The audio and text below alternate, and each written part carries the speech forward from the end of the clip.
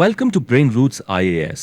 Today we will study a very important topic for our environment and biodiversity syllabus, the sovereign gene and how India is protecting its natural intellectual property.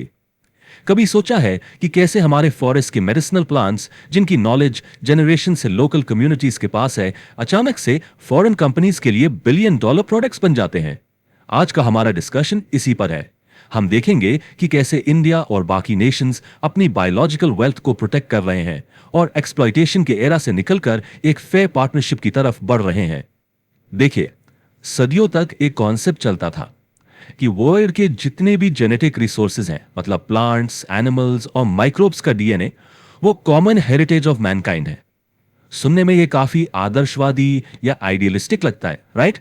लेकिन इसका असली मतलब था एक तरह की open लूट, और इसी सोच से जम हुआ बायोपायरेसी का। अब what is biopiracy? Simply put, इसका मतलब है कि डेवलप्ड कंट्रीज की कंपनीज डेवलपिंग कंट्रीज से वैल्यूएबल बायोलॉजिकल रिसोर्सेज जैसे कोई प्लांट या उससे जुड़ी ट्रेडिशनल नॉलेज बिना किसी परमिशन या कॉम्पेंसेशन के ले जाती थी। इसका एक क्लासिक एग्जांपल है 90s का नीम केस, जब एक यूएस कंपनी ने नीम की पेस्टिसाइडल प्रॉपर्टीज पर पेटेंट ले लिया था, जबकि इंडिया में यह ज्ञान सदियों से मौजूद है।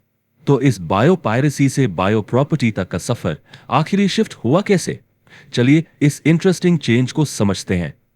ये एक ऐसी कहानी है जहां दुनिया ने फाइनली माना कि बायोलॉजिकल रिसोर्सेज अब एक फ्री फॉर ऑल रिसोर्स नहीं है, बल्कि ये हर देश की अपनी सॉवरेन नेशनल एसेट है। इस प्रॉब्लम का ग्लोबल सॉल्यूशन एक कॉन्सेप्ट के रूप में सामने आया जिसे कहते हैं एक्सेस एंड बेनिफिट शेयरिंग, यानी एबीएस। फॉर योर अंडरस्टैंडिंग, इसे आप एक लीगल ब्रिज या कॉन्ट्रैक्चुअल ब्रिज समझ सकते हैं।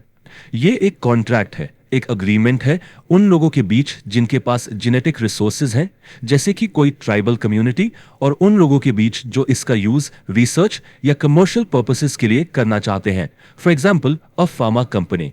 एबीएस का ये पूरा सिस्टम 3 इंपॉर्टेंट पिलर्स पर खड़ा है। नंबर 1, एक्सेस, यानी a user, a company can obtain a biological resource, उसके लिए क्लियर रूल्स एंड रेगुलेशंस होंगे।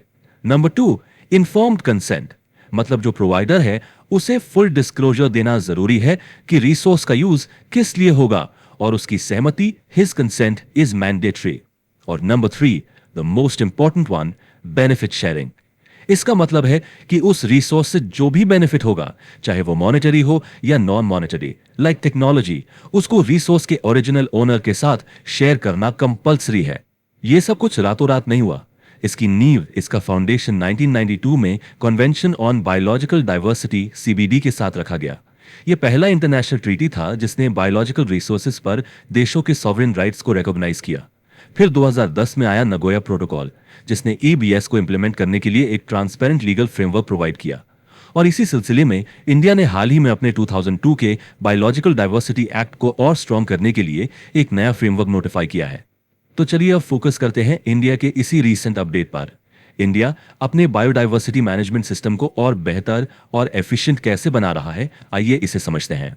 इंडिया का सिस्टम एक 3 टियर आर्किटेक्चर पर काम करता है। सबसे ऊपर है नेशनल बायोडाइवर्सिटी अथॉरिटी, यानी एनबीए। ये सेंट्रल बॉडी है जो फॉरेन और कमर्शियल एक्सेस को देखती है। फिर स्टेट लेवल पर हैं स्टेट बायोडाइवर्सिटी बोर्ड्स, यानी एसबीबीज, जो इंडियन एंटिटीज के लिए एक्सेस को रेगुलेट करती हैं। और सबसे इंपॉर्टेंट, ग्रास रूट लेवल पर हैं बायोडाइवर्सिटी मैनेजमेंट कमिटीज, यानी बीएमसीज। ये लोकल नॉलेज और रिसोर्सेज का रिकॉर्ड रखती हैं और उनकी गार्डियन होती हैं। तो इस नए अपडेट की सबसे खास बात क्या है? वेल, ये इस पूरे सिस्टम की प्लम्बिंग को ठीक करता है। पहले बेनिफिट से जो पैसा आता था वो कहां जाएगा और कैसे डिस्ट्रीब्यूट होगा, इस पर काफी कंफ्यूजन था। इस नए फ्रेमवर्क ने इसे बिल्कुल साफ कर दिया है, एक क्लियर बाइनरी सिस्टम बनाकर कि पैसा कैसे और किसे मिलेगा। तो चलिए इस मनी ट्रेल को फॉलो करते हैं। ये नया फंड शेयरिंग मॉडल आखिर कैसे एक ज्यादा जस्ट एंड इक्विटेबल सिस्टम बना रहा है। अब देखिए, जब किसी रिसोर्स का सोर्स आइडेंटिफाइबल है, मतलब हमें पता है कि वो किस खास फॉरेस्ट या इंस्टीट्यूशन से लिया गया है, तो बेनिफिट का एक बहुत बड़ा हिस्सा अराउंड 60 टू 75% डायरेक्टली लोकल और ट्राइबल कम्युनिटीज को जाएगा। This is a revolutionary step.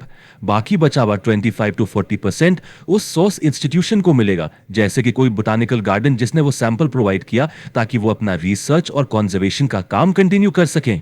अब यहां दो सिनेरियोज बनते हैं। अगर सोर्स आइडेंटिफाइबल है तो पैसा डायरेक्टली उस स्पेसिफिक रीजन की कम्युनिटीज और इंस्टीट्यूशंस में शेयर हो जाता है। लेकिन अगर ओरिजिन अनआइडेंटिफाइबल है, मान लीजिए किसी कंपनी ने रिसोर्स किसी ट्रेडर या लोकल मार्केट से खरीदा है, तो वो पैसा किसी एक कम्युनिटी को नहीं जाता। इसके बजाय वो पैसा एनबीए और एसबीएस के पास एक कॉमन फंड में जाता है, जिसे वो पूरे स्टेट में जनरल बायोडायवर्सिटी कंजर्वेशन प्रोजेक्ट्स पर खर्च करते हैं। यहां पर टेक्नोलॉजी एक बहुत पुरानी प्रॉब्लम को सॉल्व कर रही है। एक सबसे बड़ा चैलेंज था पेपर ट्रेल में हेराफेरी। अब इस नए अपडेट में डिजिटल ट्रेसेबिलिटी पर जोर दिया गया है।